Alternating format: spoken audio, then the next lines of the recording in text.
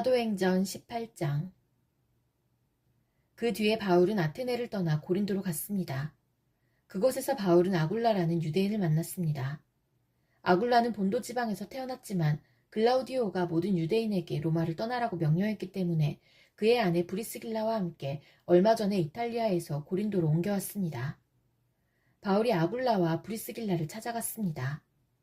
마침 그들의 직업이 같았기 때문에 바울은 그들과 함께 묵으면서 그들과 같이 일했습니다. 천막 만드는 것이 그들의 직업이었습니다. 바울은 안식일마다 회당에서 유대인과 그리스인과 함께 토론을 하면서 그들을 설득하려 했습니다. 실라와 디모데가 마케도니아에서 고린도로 온 이후 바울은 말씀을 전하는 일에 많이 힘썼습니다. 그는 예수님께서 그리스도이심을 유대인들에게 증언했습니다. 그러나 그들은 바울에게 대들며 욕을 했습니다. 그래서 바울은 자기 옷에서 먼지를 털며 그들에게 말했습니다. 여러분이 구원받지 못한다면 그것은 여러분의 책임입니다. 나에게는 잘못이 없습니다. 이제 나는 이방인들에게 가겠습니다. 바울은 회당에서 나와 디디오 유스도라는 사람의 집으로 갔습니다. 그는 하나님을 경외하는 이방인이었습니다. 그의 집은 회당 바로 옆에 있었습니다. 회당장 그리스보와 그의 온 집안 식구가 주님을 믿었습니다. 그러자 고린도에 사는 다른 많은 사람들이 이 소식을 듣고 예수님을 믿고 세례를 받았습니다. 어느 날 밤 환상 중에 주님께서 바울에게 말씀하셨습니다. 두려워하지 마라. 조용히 있지 말고 계속해서 말하여라. 내가 너와 함께 있다. 내 백성이 이 도시에 많다. 그러므로 아무도 너를 공격하거나 해치지 못할 것이다. 바울은 그곳에 1년 6개월 동안을 머물면서 사람들에게 하나님의 말씀을 가르쳤습니다. 갈리오가 아가야 지방에 총독이 되었을 때에 유대인들이 합심하여 바울에게 몰려가 그를 재판정으로 끌고 갔습니다. 유대인들은 갈리오에게 이 사람이 우리의 법을 어겨가면서 사람들에게 하나님을 섬기라고 유혹하고 있습니다. 라고 고소했습니다. 바울이 막 입을 열려고 하는데 갈리오가 유대인들에게 말했습니다. 여러분, 고소하는 것이 어떤 범죄나 나쁜 행동에 관한 것이라면 내가 들어주겠소. 그러나 여러분이 지금 말하는 것은 언어와 명칭과 여러분들의 율법에 관한 것들이요. 그러니 이런 문제는 여러분 스스로 해결하도록 하시오. 나는 이런 사건의 재판관이 되기는 싫소. 이 말을 하고 갈리오는 그들을 재판정에서 몰아냈습니다. 그러자 그들은 회당장 소스데네를 붙들어다가 재판정 앞에서 마구 때렸습니다. 그래도 갈리오는 이 일에 조금도 참견하지 않았습니다. 바울은 형제들과 함께 고린도에 며칠 더 머물다가 그들과 작별하고 배를 타고 시리아로 갔습니다. 브리스길라와 아굴라도 그와 동행하였습니다. 바울은 항해하기 전에 그가 이전에 맹세한 것이 있어서 갱그레아에서 머리를 깎았습니다. 그들은 에베소에 도착했습니다. 그곳에서 바울은 브리스길라와 아굴라와 헤어진 후 혼자서 회당으로 가서 유대인들과 토론을 했습니다. 유대인들이 바울에게 좀 더 머물러 달라고 말했지만 바울은 거절했습니다. 하지만 바울은 그들과 헤어지면서 하나님의 뜻이라면 다시 돌아오겠습니다. 라고 약속했습니다. 그리고 배를 타고 에베소를 떠났습니다. 바울은 가이사랴에 내려 예루살렘으로 올라가 인사한 뒤 다시 안디옥으로 내려갔습니다. 바울은 한동안 안디옥에 머물러 있다가 그곳을 떠나 갈라디아와 부르기아 지방을 두루 다니면서 모든 신자들에게 힘을 북돋워 주었습니다. 아볼로라는 유대인이 에베소에 왔습니다. 그는 알렉산드리아에서 태어났으며 교육을 많이 받았고 성경에 능통한 사람이었습니다. 그는 주님에 관한 도도 배워서 알고 있었기 때문에 예수님에 관한 일들을 말하고 자세히 가르쳤습니다. 그러나 그는 요한의 세례밖에 몰랐습니다. 아볼로가 회당에서 용기 있게 말하는 것을 브리스길라와 아굴라가 듣고 그를 자기들 집으로 데려다가 하나님의 도에 대해 더 자세히 설명해 주었습니다. 아볼로가 아가야 지방으로 가고 싶어 하자 에베소의 신자들은 격려하면서 그곳의 신자들에게 아볼로를 영접하라고 편지를 썼습니다. 아볼로는 그 지방에 도착하여 하나님의 은혜로 믿게 된 사람들에게 많은 도움을 주었습니다. 그는 사람들 앞에서 유대인들과 열정적으로 토론을 하여 그들의 주장을 물리쳤으며 성경을 이용해서 예수님께서 그리스도이심을 증명했습니다. 사도행전 19장. 아볼로가 고린도에 있는 동안 바울은 북부지방을 거쳐서 에베소에 이르게 되었습니다. 바울은 거기서 몇몇 제자들을 만났습니다. 바울이 그들에게 물었습니다. 여러분은 믿을 때에 성령을 받았습니까? 그들이 대답했습니다. 우리는 성령이 계시다는 것조차 들어본 적이 없습니다. 바울이 다시 물었습니다. 그러면 여러분은 어떤 세례를 받았습니까? 그들이 대답했습니다. 요한의 세례를 받았습니다. 바울이 말했습니다. 요한은 회개의 세례를 베풀었습니다. 요한은 사람들에게 자기 뒤에 오실 분을 믿으라고 외쳤는데 그분이 바로 예수님이십니다. 그들은 이 말을 듣고 주 예수님의 이름으로 세례를 받았습니다. 바울이 그들에게 손을 얹자 성령께서 그들에게 내려오셨습니다.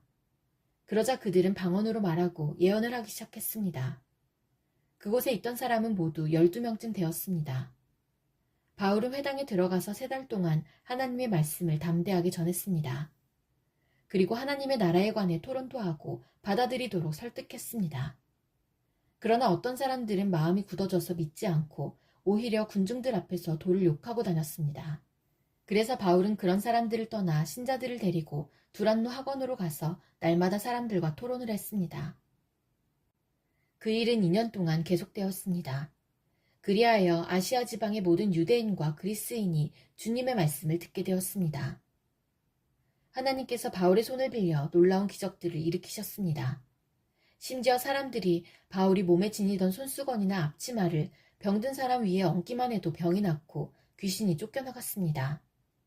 그러나 사방으로 돌아다니면서 귀신을 쫓아내는 유대인 중에서도 주 예수님의 이름을 이용하여 귀신을 쫓아내려는 사람들이 있었습니다.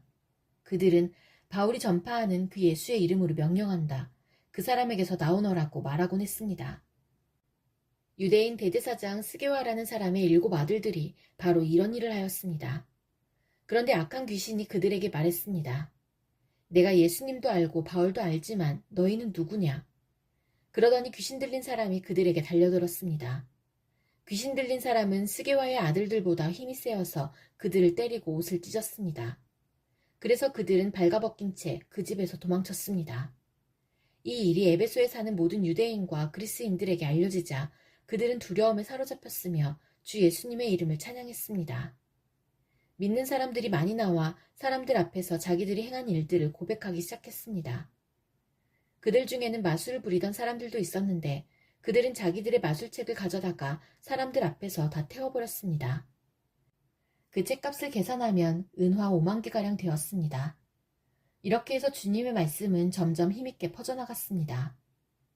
그 후에 바울은 마케도니아와 아가야 지방을 거쳐 예루살렘으로 갈 결심을 하였습니다.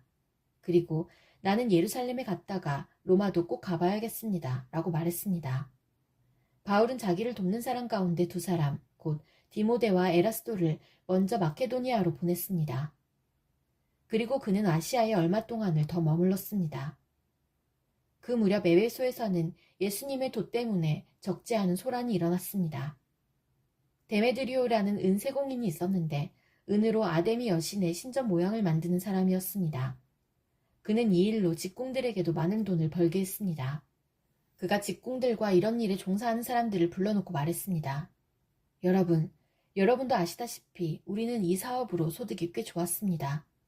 그런데 여러분들도 보고 들은 대로 바울이라는 이 사람이 에베소뿐만 아니라 아시아의 거의 모든 지방에서 사람이 만든 신은 신이 아니라고 말합니다.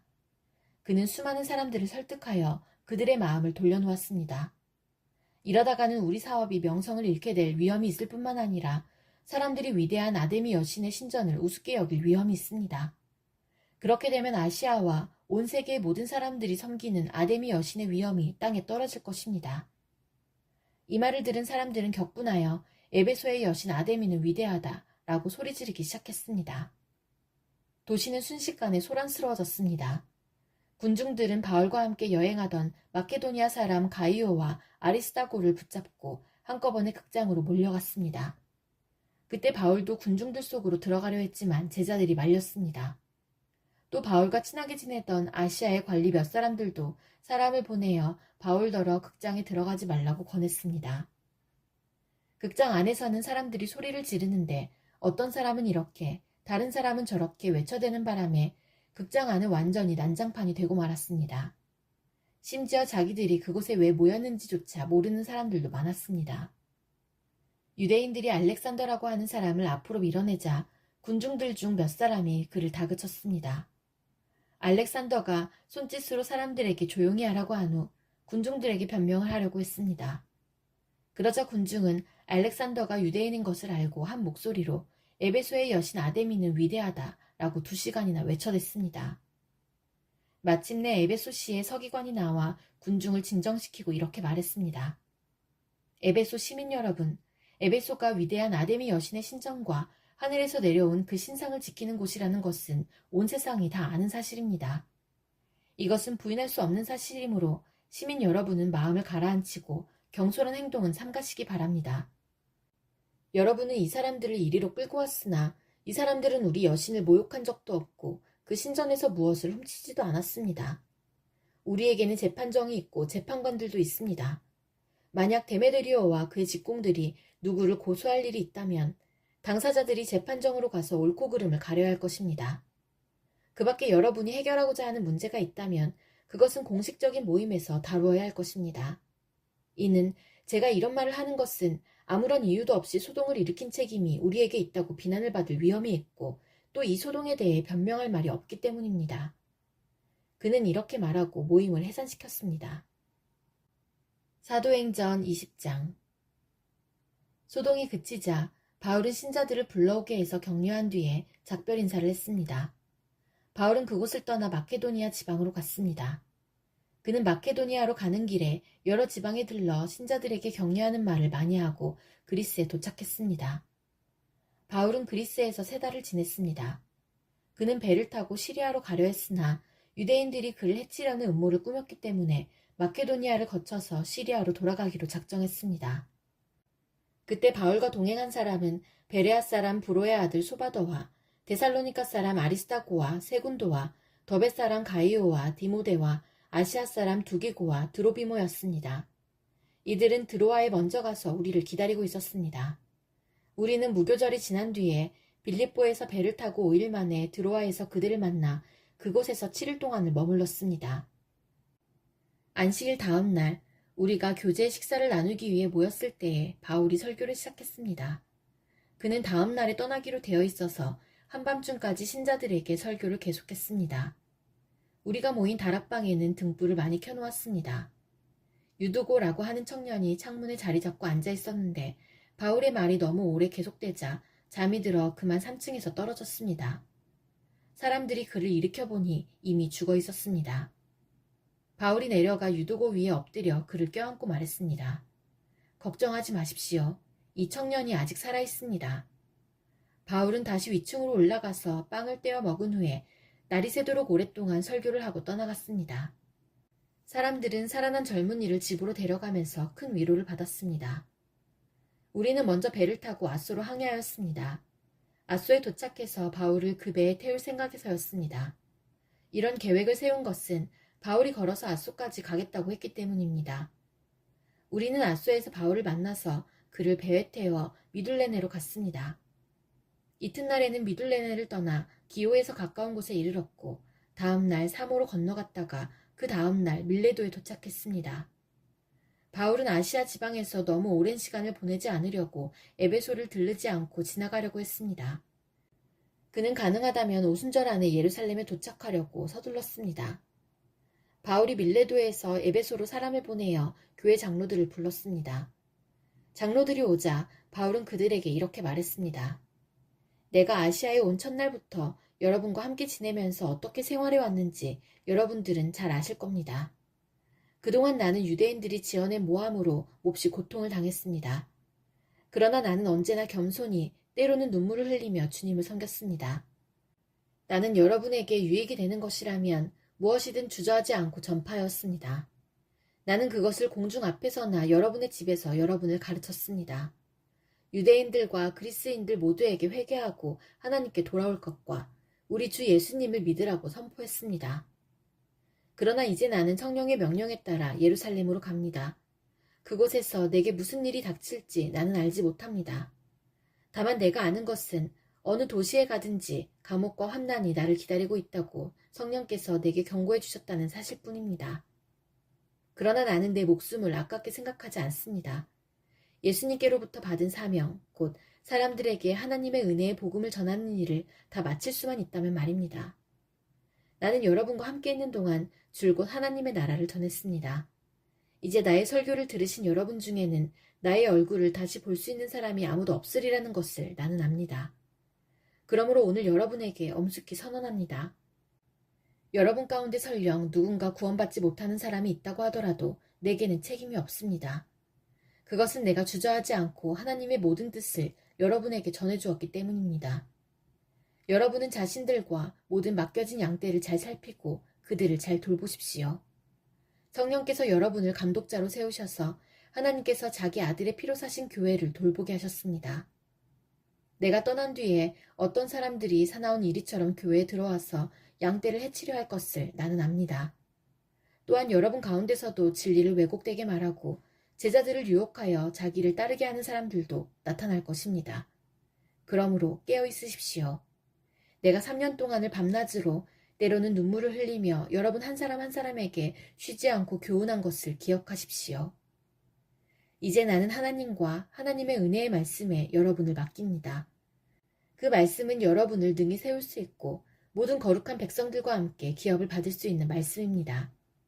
나는 그 누구의 금이나 은이나 옷을 탐낸 적이 없습니다. 여러분 자신도 아시듯이 나는 언제나 직접 일을 해서 나와 내 일행에게 필요한 것을 마련했습니다. 나는 모든 일에서 여러분에게 모범을 보였습니다.